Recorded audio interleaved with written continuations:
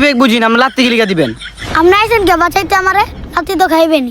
আয় হায়, কার লেগে চুরি করলাম? যার লেগে করলাম চুরি, হ্যাঁ কয় চোর। তোমার তো দেখতেই মনে হয় তুমি চোর। তুমি যেই কাজটা করছো একটা জঘন্যতম কাজ করছো। তোমার বিচারে জরিমানা কয় টাকা জানো? 70,000 টাকা। ওখানে টাকা দিয়া পরে যাইবা। হ্যাঁ 70,000 টাকা মানে? হ্যাঁ কিসে 70,000 টাকা? মাপদরে বোর্ডারে দেখলে দেয়া যায় একবারে সৎ ভালো, কোনো টাকা পয়সা লইব না। আর মাপদরটা একটু সমস্যা আছে। বিচারের টাকা লাগবো 1,50,000 টাকা। একটা বউ পাইছি কই তুই? বউ দিয়ে আমার তো বড় বার্তা। আমি চাইছি 70,000, বউ চাইছে 1,50,000। আমার লক্ষ্মী বউটা রে। হ্যাঁ 1,50,000?